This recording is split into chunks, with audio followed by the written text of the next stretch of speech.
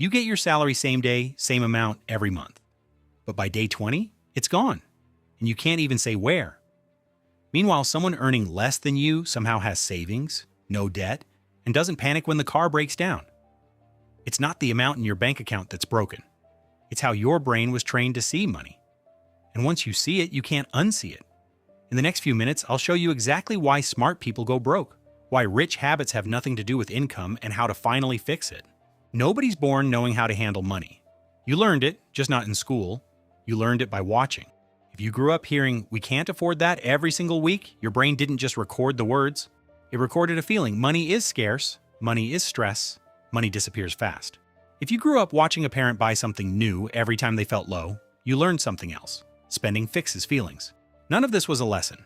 It was just what your brain absorbed while you were busy growing up. And here's the catch. That recording doesn't turn off just because you're an adult with your own paycheck now.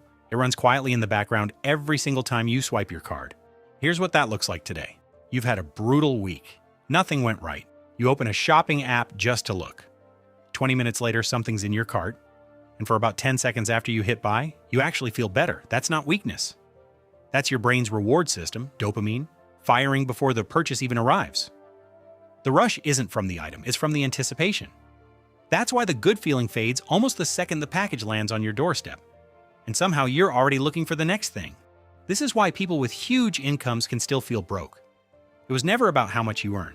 It's about which feeling you're trying to buy your way out of. Here's something wild about your brain. If you find $50 on the street, you're happy for a few hours.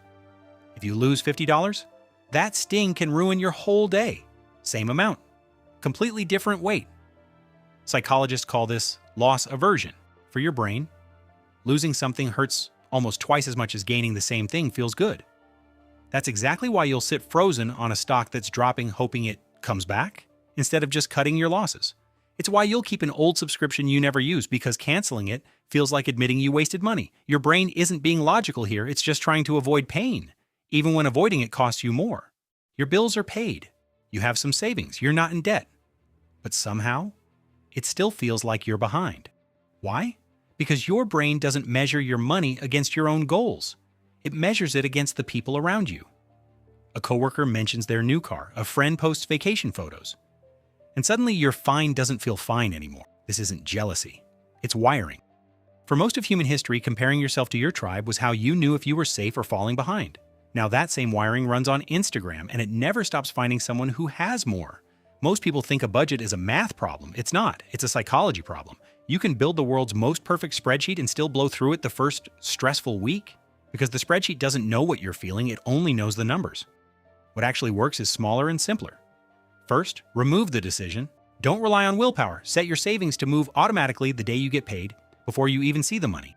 Second, give every dollar a job. This is rent. This is your emergency fund.